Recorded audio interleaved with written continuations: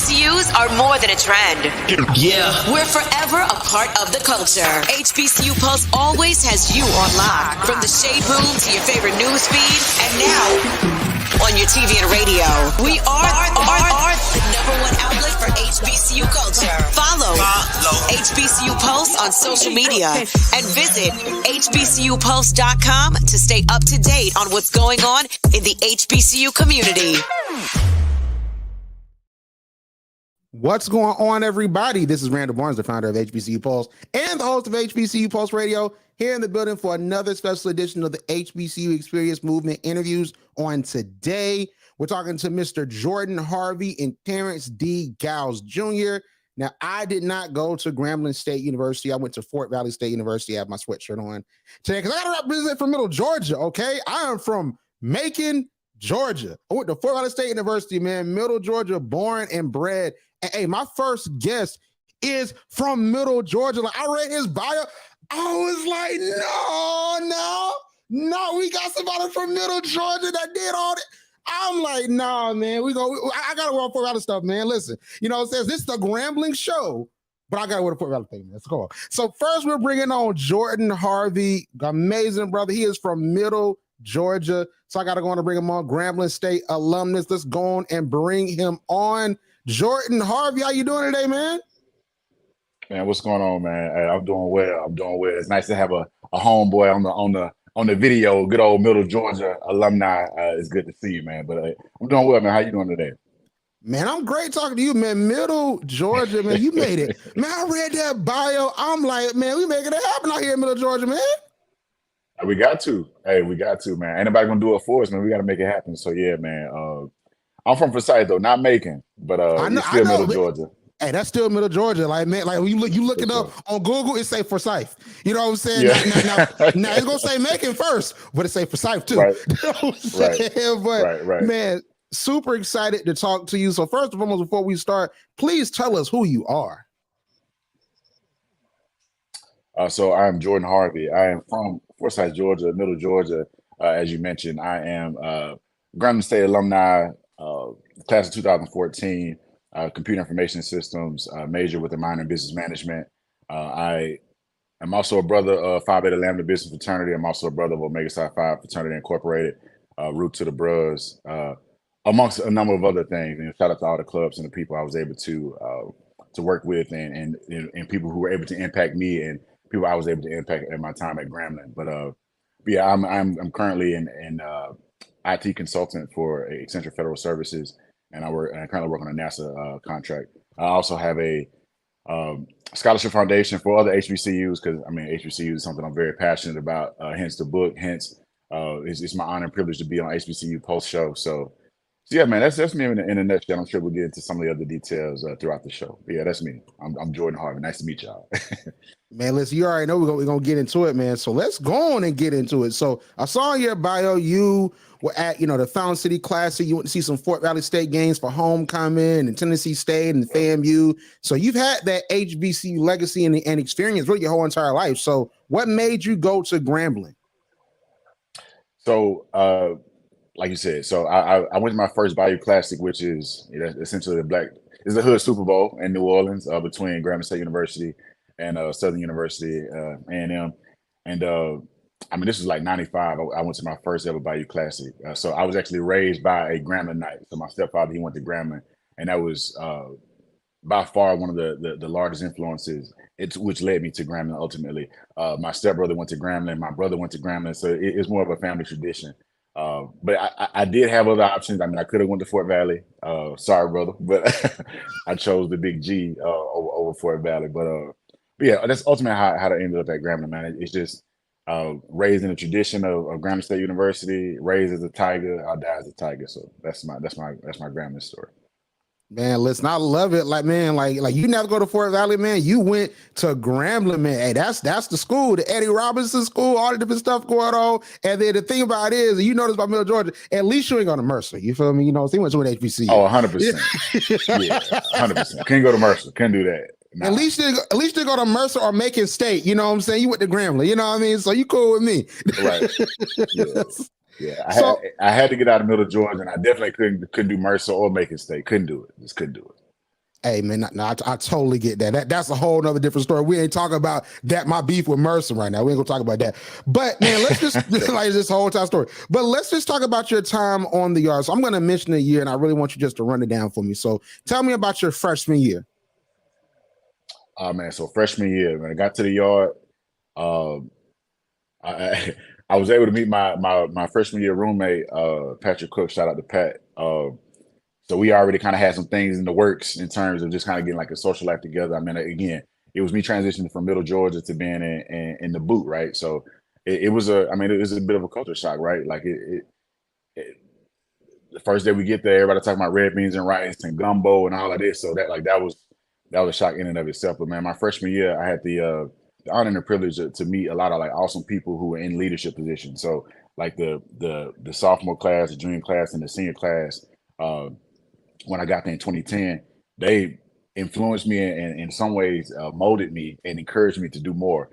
So I joined Phi Beta Lambda Business Fraternity as a freshman, Alpha Tau chapter, my freshman year, and then after that, like I subsequently got involved in the Fayetteville Student Union Board, which is essentially our student union board. So they over all of the activities. You know, if Drake, Future, if they come into campus, 9 times out of 10, FSUB, they organize that. If we doing a pep rally or a stroll off, any of that, FSUB was going to be the people behind like doing that and just putting that on. So, just through Phi Beta Lambda, I was able to meet like the president of FSUB, the student president of FSUB. So, Mitra McCall, shout out to Mitra. I mean, she molded me from the jump. She's like, all right, you a hungry freshman, I'm gonna get you right. So that just led to a number of other things, and how I ended up closing out my freshman year was and shout out to Lamar Hughes as well. I was able to serve as the deputy election commissioner for a student government association. So just in my first year, I got a taste of obviously academics. I got a taste of business and what that looked like in terms of like working on my resume, refining my elevator pitch. I also got exposed to student government and just like the power that students have, what students can do on their campus in terms of updating, dorms, just reporting issues. If we want to get new restaurants on the yard, like all of those different things that students have the power to do. I was able to expose. I was exposed to. So then that was my freshman year in a nutshell. It was a busy freshman year, but it was a year I'll never forget. So you talked about sort of that, culture shock of like talking about red beans and rice and all that, So coming from, Middle Georgia, Forsyth, to Grambling, like what was like was it a culture shock? Like what were the similarities and differences from Middle Georgia to Grambling? One of the similarities is it's hot as hell and humid as hell too. So like out the gate, you still gonna sweat, right? So that was one of the similarities. Another was just because it's in the South, it's still that Bible Belt. So, it's still that heavy influence with, religion and culture, morals and standards. So that was some of the things that were consistent with just some of the differences it was just so many different people. Like, as well as I do in Middle Georgia, you kind of know who you know is your people from West Side High, your people from Northeast, Southwest, your people from Mary Person. It's like, people in Middle Georgia, but like, that's kind of our bubble, right? Whereas like, when I got to Grambling, man, I mean, people from like St. Lucia, people from Alaska, people from Wisconsin, like I hadn't met these people. So like they were bringing their own like swag and cultures that I hadn't been exposed to. New music, music was a huge like shift, because at the time, like it was, Travis Porter, Young LA, Black Boy, White Boy, like that was the wave in Georgia. Like everybody was on that, like the futuristic swag type deal. And then I got to Louisiana and it was just jigging, like 100% jig, like Boosie, like Fox, Webby, like Trill Fam. It was just a completely different world in that regard. And then like I said, with food, what I'm saying? We fry everything in Middle Georgia for the most part. And in Louisiana, like they fry too, but like everybody could cook for the most part. Man, it was, like I said, man, it was red beans and rice, with crawfish boils. Like crawfish, that was a new experience for me. Like shrimp etouffee, like just really eating good Cajun Creole food. Like that was a big culture shock coming from like Middle Georgia, where I mean you frying everything you eat, or it's some of the traditional meals your family might have, but it wasn't like widely served. Like the calf was serving like red beans and rice. Like the calf was having like gumbo, and like on the yard we would have like a crawfish boil with like the potatoes and the corn and all of that. So those are like two of the big things that I really missed But now that I'm up in Maryland, I really missed that about Louisiana. But I definitely enjoyed my time there, and that was some of the things I had to get used to my first year at Grambling State. So like, what was it like as far as like, the travel and just like the shock of not being around people that because I know for me, before I went to Fort Valley, one like my two really dream schools was, FAMU, Howard, and I gotta be honest, Southern. So I always like Southern.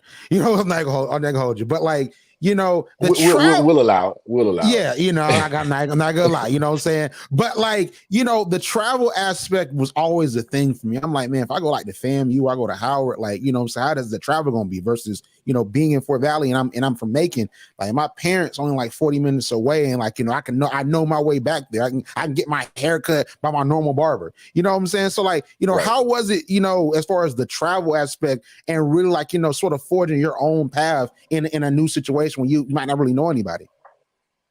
So it was tough, or let me not even say that. It would have been tougher had we all not been freshmen just trying to figure it out. Like truly, the class of 2014, like the class I went in with, this is some of the coolest people. Like we figured it out really quickly in terms of like meeting people. Because again, like we all from all over the place, and you read about college, you hear about college, and it's like that was our first time to actually be in college. So, I mean, we was having kickbacks. That was one way to meet people. Like on the yard again, like there's a lot of events during like during welcome week, freshman move-in week. So I think the FSUP, I think they did a great job of providing opportunities to go out and meet people. So whether it's a stroll off or whether it's like one of them, it's just like a little yard party, and like that. To the music point, just circle back to that. They might play like a whole bunch of like Bay Area stuff, so like Too Short, E40. So like everybody from the Bay gonna go crazy. So it's like, okay, them the people from the Bay. If they was playing some stuff from like New York, everybody from the New York or like East Coast, they're gonna go crazy. Philly. So when they play like stuff from like Atlanta or Georgia, like out the gate, I'm gonna turn up, and then I'm seeing like 20 other people, they going crazy. They can rap word for word. DGO. I'm like, oh. So y'all my people. So out the gate, I can connect, I can connect with them. So that was one way like to meet people, music and just the events that FSO hosted. But in terms of like some of the other things like the travel, I mean, it was tough. I had to kind of get it out the mud, and I thank my parents for that. Because I mean, like my first time, like my parents, they took me out there, drove, moved in, and it's like, all right, you're here. And they left. And like that was it. It wasn't no like, don't try to come back in 2 weeks. It was like, nah, man, we raised you to get out the house. That's what my mom used to always say, and I'm very grateful for that. Grateful to her for that, because I mean, it truly has made me the man I am today. But man, I took the Greyhound like from Macon to Grambling and vice versa. I'm talking about like I had to sleep in Jackson, Mississippi, because it was a bus change, and trying to get from Grambling back to Georgia. So it was all those different things, man. You meet people who from Atlanta, like, hey man, I'll cover 2 of the tanks. Like, let me catch his ride. So you just figure it out. And I think that piece is something that I don't think about often nowadays, but when I look back, I'm appreciative of it. Because it was an adjustment. Like it's kind of like, flight of the condor. Like they essentially kicked me out the nest, and it's like you got to figure it out. So like travel, that was an adjustment. In terms of like a barber, man, I was just getting it even all out. So it wasn't too stressful. And I was a broke college student, so I ain't had no money. So I ain't trying to drop $40 on a haircut. So if a cat couldn't, if my roommate got his haircut and it looked good enough for me, it was gonna be good enough for me. So that's kind of how it was with like getting like their little infrastructure and piece. But it was an adjustment, you know what I mean? Like especially like their first semester, their first fall semester, I learned a lot of things about myself and just a lot of like life skills.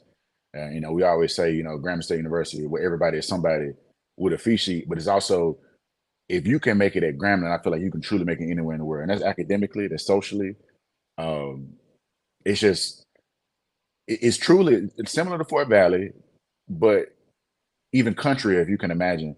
It's in the middle of nowhere. Like 30 minutes to Monroe. That's like your nearest. I mean, you got Ruston, which is like 5-10 minutes away. But in terms of like a mall is like 30 minutes away, 30, 45 minutes away. And like that's airport 34, 45 minutes away. So you learn what you actually need and what's just an amenity that you appreciate. So yeah, that was how I adjusted to being in the boot, man. Exit 81. Hey man, that made sense, man. Going on that Greyhound, man, I wrote the Greyhound like a couple of times, man. I'm like, man, Lynn, you better than me, man. Like, especially some of them Oh, times I wrote on I there. didn't like it. I didn't like it, but you got to do what you got to do. Yeah, that's a fact. That's a fact to get your education. So, like sophomore year. Yeah. So, tell me about sophomore year. Like, you getting adjusted. You work real hard. Your freshman year. Tell me how sophomore year was like for you. So sophomore year was when I really started to kind of get an idea of what I wanted to do academically. So I started off as a computer science major, and in my freshman year, I got my butt kicked with calculus at 8 a.m. I had 8 a.m. calculus class Monday, Wednesday, and Friday.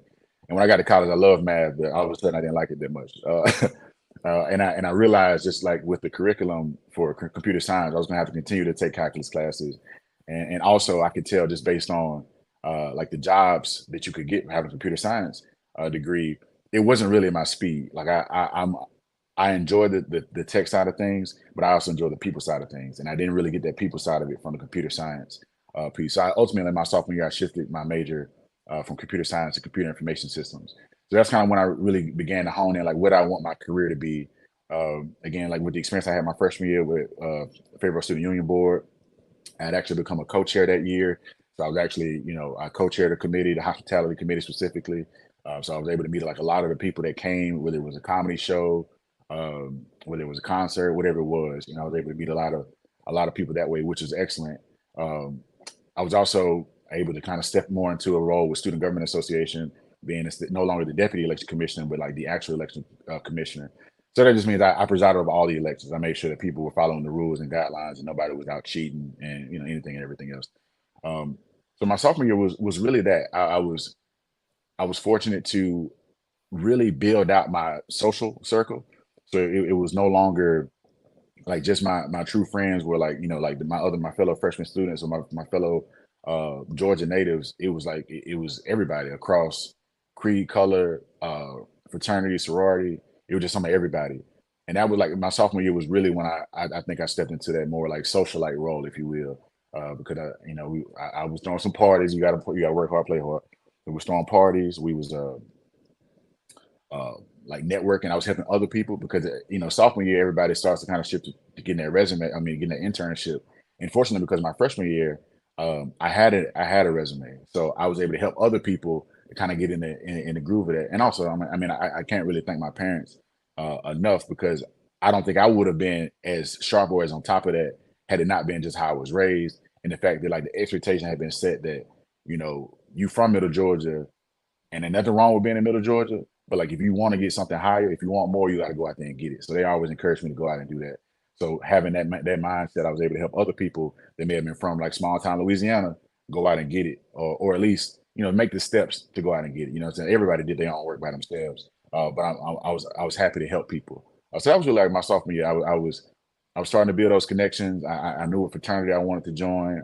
I knew ultimately I wanted to run for a class president position, or ultimately Student Government Association position of leadership, just because I had seen what could be done.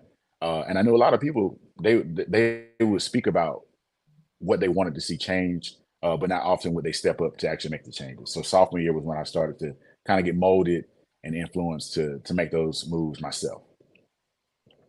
So junior year, I know for me at Fort Valley, that was my peak year. I always say on these interviews, like that's when things really started to come together for me. I started really to take over. So what was like junior year like for you? Junior was the exact same, honestly. Like meaning, as if the seed was planted my freshman year, I was getting watered my sophomore year. I probably blossomed my junior year. That was when everything really like took off in my life. Like I so you run for the positions and the spring before. So I'd actually run for junior class president unopposed the spring before. So my junior year, I was class president. Simultaneously, I'd also been chosen to go through the process for Omega Psi Phi. So my like literally fall 12 was hell on wheels because I was presiding over my class. I was organizing events. How we do that Grambling. If you're a class president, and they've since changed some things. I guess I'm old now, But if you're class president, you have the option or the responsibility to be to escort on the court, on the royal court. So I was at all the football games with Miss Junior and Miss Grambling and the SJ president. So I had that social requirement while pledging Omega Psi Phi, while balancing being president of the class, while also entering into all of my core, like my major classes for computer information systems. So like my junior year was really crazy, especially like the fall. But like of all the hard work that I did and that the people around me did my junior year, the spring was when we really we balled and parlayed. Like we had a really great time. I was offline, so I kind of come out my shell. And anyone who's Greek knows that once you come out, your life changes. Just socially, it just changes. People see you differently. You have different social obligations. You just have a new perspective, a new take on life. So that was definitely how I went into like spring 13. I also I brought in my first. I was a assistant dean of pledges, but I brought in my first group of members of Phi Beta Lambda. So between my line sister Jaleesa and I, we brought in a line with some of my favorite people, my kids, if you will. That was spring 13, and then I ran for SJ president in spring 13 as well, April 2013. So like my junior year was really when everything just went crazy. I was fortunate; I had an internship with UPS, so like my job for the summer going into my senior year, that was already lined up. I was SJ president. Before I was SJ president, I was class president. So like it was just really. It was what a time to be alive. Like that was I had a good ass time. Excuse my French. My junior year, so for sure, it was a good time. So you ran and won the position of SGA president. So I was in SGA. I didn't run for SGA president, but I was in SGA, and I worked really closely with my SGA president my sophomore year. That really put me in all of this. Like I honestly would say that I wouldn't be here if it had I been partly for him. Because the whole entire notion of student leadership, I mean, I want just to write books. I was an author, so I want to write books, be on the radio, and graduate. You know what I mean? So like he really showed me that lane. So SGA really hits very differently for me. So like what are some things that you accomplished during your time in SGA as SGA president? How was it being like the top dog on campus? And it was tough, man. I had a treacherous year. I said that way. This was around the time that there was some controversy with the football team at Grambling. So if anybody who's familiar with that, I was at the helm while that was going on. So like it was just really tough because again, you're a student first, and I was trying to learn to balance being a student amidst all of the other responsibilities I had. So I do thank the team, and it was technically an unofficial team because there's some of these people who were working with me. They didn't even have official SGA positions. They just really cared about student life and just Grambling State University as a whole. So between us, we were always working to, update some of the facilities, just continue. Some of my predecessors, they really set a lot of things in motion. So a lot of things I had to do was just really just carry the torch. But yeah, some of the things we accomplished, we updated a lot of the facilities, like including the yard. So one of my predecessors, they actually added a big jumbotron on the screen. Shout out to Jonathan Allen, and subsequently, we just kind of we filled in some of the other gaps. So we improved some of the safety measures. So more lights, because again, you're in the country, right? And we don't want anything happening to anybody, any young lady or any young man, just for out of towners or from locals or any of that. So we increased a lot of the safety measures. We fought very hard for the natatorium. We won a number of different grants from Home Depot and with Tom Joyner. So it was definitely a year of ebbs and flows. So like we had some extreme highs and some extreme lows. One of the extreme lows would obviously be the football team going on strike, and one of the extreme highs would be just the amount of money that we were able to bring in, just to help students that may not have qualified for out of state fee, just to kind of help get some of those out of state fees either lowered or waived, and just things like that. So yeah, it was a good time, but I tell you, we need more student leaderships, and we just because again, I think that's just a molding ground for leadership outside of college, as I think you mentioned you would agree.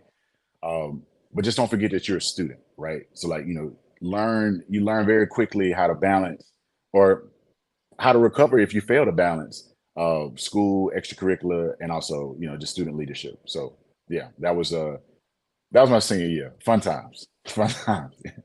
I can tell it seemed like it was honestly a lot. But before we talk about your chapter of the book and then close out the interview, like it's a lot of folks that are running their elections now. We're finishing up election season, and it's a lot of students that are now in the position of SGA president. So as a former SGA president, like what is your advice to the new SGA presidents that are going to be serving this next school year? I would say first and foremost, be sure to listen to your students, right? So like as much as effective and as smart as it is to have your own plan, ultimately you serve at the pleasure of the students. So you can have your own agenda, that's fine. But if the majority of your student body wants to go with something else, I believe it is your job to speak on their behalf. Again, like as student body president, you're not just president and people work for you. You work for them. So just keep that in mind that, sometimes people, even myself at the time, I mean, this was years ago, we get in our head and we can kind of put our chest out a little bit like, yes, I'm this, I'm that. You are, but only by the grace of the people that put you there. Like people elected you to be there. So just never forget that. Never forget your place and never forget that you're working for the students and build relationships with the administration. It's just like politics, right? You can be a lot more effective if you have people in the front office or in the administration that you can work with, that you can communicate very well to. So if your university is having housing issues, it might behoove you to become friends with, to build a relationship with the housing director or the assistant housing director, but to have someone that you can take the voices and the concerns of your students to.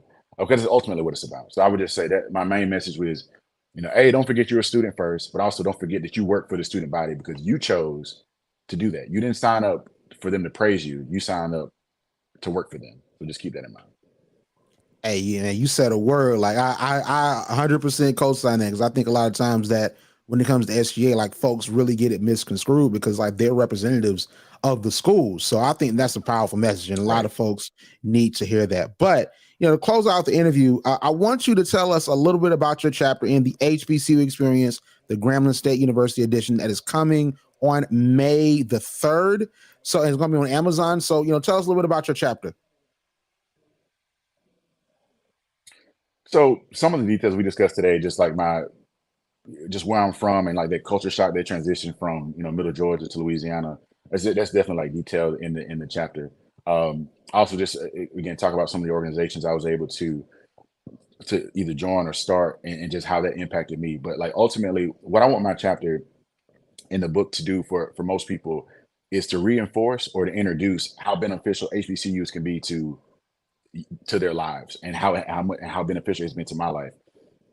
I probably could have gone to a number of different colleges, community colleges included, but going to Grambling State University, it allowed me to truly like level up. Like I had to really figure things out. I had to take initiative to get things done. I had to, again, learn a lot about myself, but also learn about other people and respect other people, right? Because everybody's not from Middle Georgia. Everybody's not Jordan Harvey. Thank God. So that's what I really got from Grambling State University. In addition to, it gave me a bunch of life skills, but also gave me a bunch of friends for life. So, that's what I really want people to pull from the chapter. It's just my love for HBCU, specifically Grambling State University, but I love all HBCUs. And just that if you're on the fence about going to a Mercer or a Fort Valley, I definitely would choose a Fort Valley because I think you are no longer a number, but you can be who you are and grow into yourself. And that's what Grambling State University allowed me to do. And that's what I detailed in my book, my chapter of the book. I love it. I love it. So the HBCU Experience, the Grambling State University edition, is coming out on May the 3rd on Amazon. That is next week if you're listening to this live or within the next few days. So, make sure to go pre-order that and read Jordan's chapter from Middle Georgia, Forsyth in the building. SGA president from Middle. Man, come on, man. Listen, like the big SGA presidents are from Middle Georgia, man. The leadership comes from Middle Georgia. You feel me? So you got to hold everybody up in the HBCU community. You feel me? You know what I'm saying? Like, so, man, listen, I really appreciate you coming on, man. You represented for Middle Georgia, man, from Macon, for Forsyth, for Fort Valley, Warner Robins, everybody, and you still doing it. So I really appreciate you just as someone that is still here and that is from here. So I really appreciate what you're doing, and we can't wait to read the chapter of the book. And thank you for coming on. No problem, man. Thank you for having me. I really do appreciate it. And keep doing what you're doing, man. We need more people like you and more platforms like this. So keep going, man. Appreciate you. Man, Jordan, thank you so much, man. I'll talk to you later.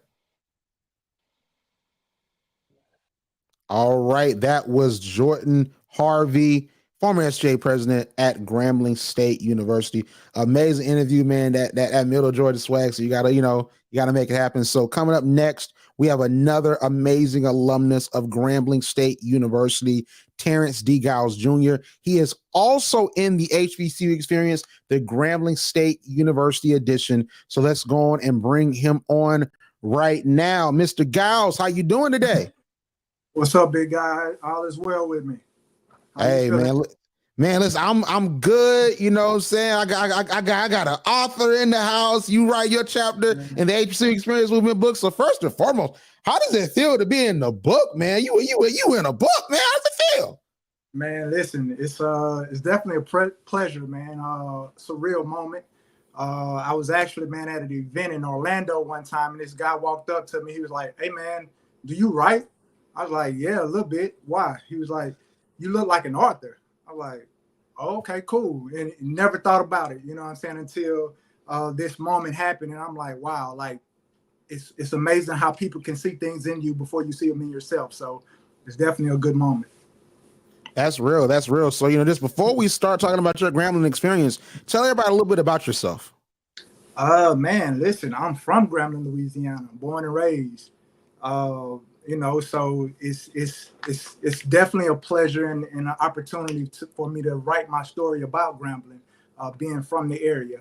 Like I said, grew up in Grambling, graduated with my bachelor's in hotel restaurant management, pledged in the Gamma Psi chapter of Kappa Alpha Psi Fraternity Incorporated. Shit, man, it was a beautiful thing. I love it. And you from Grambling. So like, would you always plan to go to Grambling, or like, did you want to get out the state, out the city? How'd that happen? Like, how'd you choose Grambling as your HBCU? Man, it was a lot of factors in that, man. But, that's really what I wrote about in the book, how I actually went to Grambling, because there was a point where I wasn't even going to school. I was just going to keep working, making money, go into entrepreneurship. And then my mom came home with a folder with my schedule in it. And, I can go ahead and get into the story, man. It's like we were on campus one night looking at all the beautiful women, and one of them came up to me and was like, "Hey, what's your major?"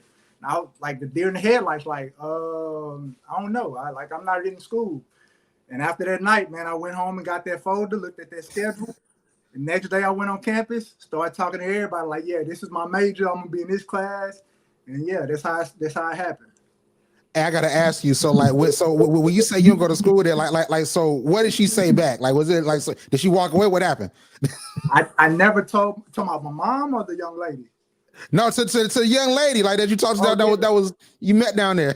And the thing about it, man, it was a lot of us from Grambling. That was our regular thing, because there's nothing really to do in Grambling, right? We look forward to certain events. So when school come back in, you got their first week, no classes, everybody's on the yard. So that was our hangout spot. So, it wasn't a big deal. I told them I was from Grambling. I was working, so she wasn't really tripping. But she was like, "Oh, okay, cool. Well, I'll see you later." And she did walk off, but the next day I came back, I knew that schedule. I found her like, "Listen, I'm gonna be in this class at this time," and we, struck up a conversation. Hey, that's right. Listen, like it's bad when you come back and you like, "Hey, listen, I wasn't enrolled, but guess what? Today I'm enrolled." And you know what I'm saying? I'm in the same class as you in. You know what I'm saying? We in the same major. What's your major? You know what I'm saying? Like, you gotta come back, man. I love it. So, man, let's really just go on and get into the experience. So, tell us a little bit about your freshman year. Man, freshman year was even being from Grambling, it was still a culture shock for me because like growing up, and I talk about it in my chapter, I've experienced everything that Grambling has to offer: the football games, the basketball games, traveling, seeing the band, the Spring Fest, homecoming, concerts, Greek shows, all that stuff from elementary all the way up to through high school. But when I got into college, I had more freedom. I was actually in school. You know what I'm saying? So making friends, meeting people from California, Chicago, New York, Florida, all over the country, and we're building these bonds from the jump. You know what I'm saying? Freshman year, I like met everybody. So just having that experience being actually in college opposed to being with my parents going to these events, it was a different ball game, man. Like I say, could talk to any woman I wanted to at any given point in time. Me and my friends going out to parties, go to work, get off at, go to the club, get home about 2, 3, 4 o'clock in the morning, get up and be at work for 7 o'clock. Like it was just a different experience once I got to college. And I never actually stayed on campus. So I didn't have a normal college life, you know what I'm saying? So never officially stayed on campus. Let me say that. let me put that out there. But yeah, man, it was freshman year was it was amazing. Party, went to class, hung out on campus, still working a full-time job at the same time. So you know, it was a struggle, but it was a blessing at the same time. I love it. I love it. So, like, what was sophomore year like for you? Okay, so sophomore year, man, that's when I really got serious about being active on campus. I was already in the hospitality department doing things with the hospitality club. Black Dynasty was an organization on our campus, which was a modeling troupe, and I'd always had interest in modeling, so I joined Black Dynasty. Got involved with that, and then going into the second semester, going into the second semester of my sophomore year, I was actually invited to be a part of this event called the Men of Essence Showcase, which was a group of men that got together. They did the showcase for them, and whoever won was able to be on the front cover and the centerfold of a calendar, right? So I actually wasn't interested in doing that, but one of my friends was the co-chair for it, and she made sure that I was there to participate, and I actually won the showcase. Got a scholarship with it. Like I say, it was in the on the front and centerfold of a calendar, so it was amazing. Hey, that's dope, man. You out here winning, man. You out here making it happen. You on the cover of calendars, man. Come on, man. Like you making it happen, man. And then like you from Grambling, and you make it happen. Like, and we ain't talking about your junior year yet. Cause you know your junior year, I know, like I said, for me, is that was my peak year. But you already making it happen your sophomore year. So I know your junior year had to be crazier. So what was your junior year like? Okay, so yeah, I actually pledged spring semester of my sophomore year. So going into my junior year, that's actually joined the step team, man, and that it really took off then. But working full time, in school full time, step team, and we treated it like it was a sport. Plus the activities that I had going on with the hospitality department at the time, I was the event coordinator, and I also used those same skills in the frat. So every event that we had, making sure we had the food available for it, planning the events. Junior year, man, it really was crunch time because I was getting into my classes for hospitality management. Mom was on campus, dad worked on campus. So it was always like a family, man. Everything was lovely. At that time, I was actually doing my internship in the cafeteria for my degree, working in the cafeteria. We had pancake day. And that was one of my favorite days because everybody wanted to come get pancakes. You know what I'm saying? The line wrapped around the corner. You know, it was beautiful, man. Sophomore year, when I really got involved. Junior year, now that I'm involved, I'm knowing pretty much everybody on campus. So it was always a good time. Always a good time. We had the bad times too, but most of the time it was always good. I feel that. So senior year, that's when you're about to get out of this. What was senior year like for you? Senior year was actually tough. I took off a semester. I'd had back surgery. So I took off second semester junior year, going into senior year. I came back. It actually was like it started to go down a little bit for me. Being from Grambling, I actually got tired of being in Grambling at that time. So I was like, man, I'm just ready to get out of here. You know what I'm saying? So I actually completed all my completed 4 years, but I still had another like 18 credits left that I needed to complete because I had a double major with business management, but I dropped business management. So after my 4 years, I got tired of Grambling. I actually left and moved to Orlando. So when I went to Orlando, I ended up going to culinary school while I was out there.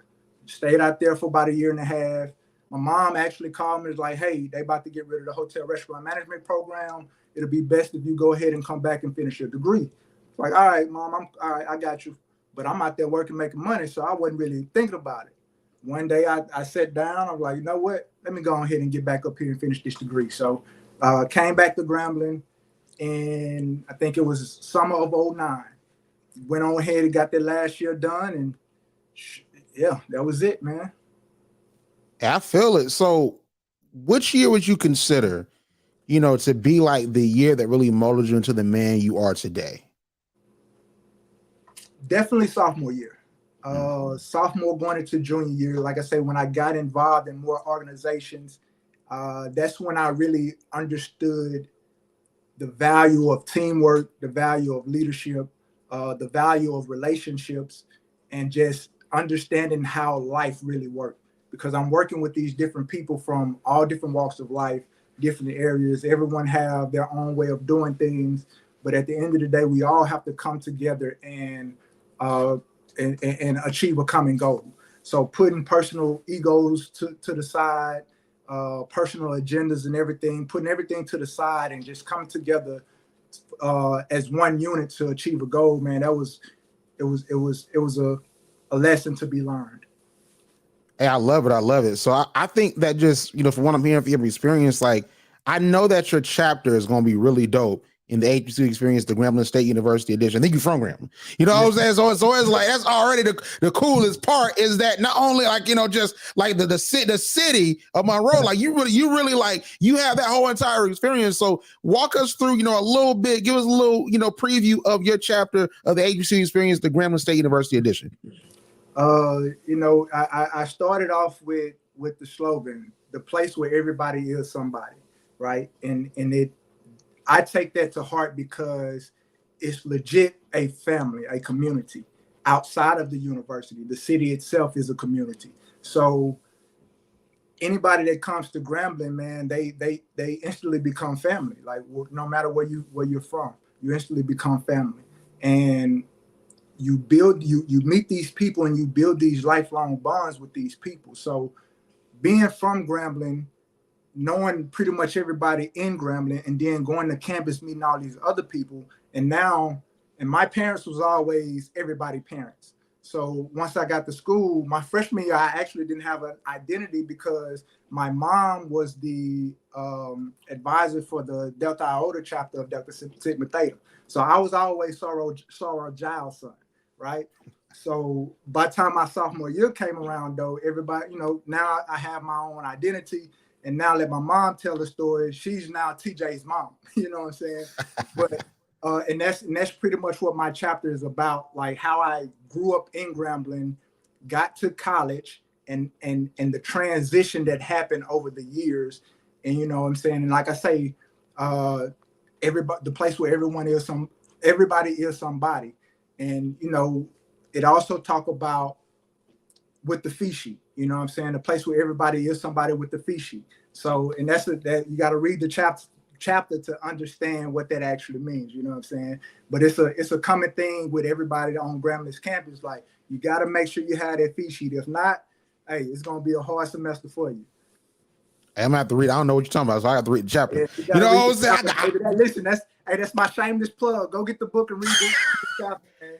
Hey, man, listen, the plug work, man. Listen, May the 3rd, people need to go get that, because I don't know what a fishy is. I don't know if it's fish, you know what I'm saying? I don't know if it's crawfish. I don't know what it is. You gotta go get the book, man, so you can read it. Man, we definitely gonna go get it. So, man, I really appreciate you for coming on and giving us a few minutes of your time. But real quick before you go, to everyone where they can find you on social media. Oh yeah, man, indeed. Pretty much every platform that's out: Instagram, Twitter, Facebook, LinkedIn. Everything is TD Giles Jr. TDGILESJR. That's all of them. Hit me up, man. I'm always looking to connect with different people and collaborate on different things. I'm working on my life and health coaching certification right now to go ahead and get that business started. Plus a mental health, a mental performance consultant as well. So, I'm ready to connect with some people. I love it, man. You're making it happen. I really appreciate you once again for coming on, and super excited to read your chapter in the HBCU Experience, the Grambling State University edition that is dropping next week. If you listen to this live or you listen to this a few days from now, dropping on May the 3rd. Make sure to get it. If you're not listening to it, live or around the same time, and next year is out now. You know what I mean? Like this next year is, you just go to Amazon and get it. You know what I'm saying? And you can learn what Fishi is. You know what I'm saying? You learn what it is. You know what I'm saying? But man, Mr. Giles, I appreciate you for coming on. Absolutely, my man. I appreciate you having me. No problem, most definitely. All right, man. Yes, sir. Yes, sir. So that is it for the interviews on today. The HBCU Experience Movement, the Grambling State University edition, is coming out on May the 3rd on Amazon. So make sure to tap into that. A lot of amazing alumni, a lot of amazing people that are in. We've done so many great interviews over the past 2 weeks. We're going to, close it out on tomorrow. So make sure to come on and listen to that. And on May the 3rd, is going down. I cannot implore that enough. I need you to go get the book, The HBCU Experience, the Grambling State University edition. So many amazing alumni, so many amazing stories, and you really might learn something because I learned a lot just listening to these interviews. So real quick, we're going to play the trailer. Make sure to go buy it May the 3rd, and I'll talk to you tomorrow.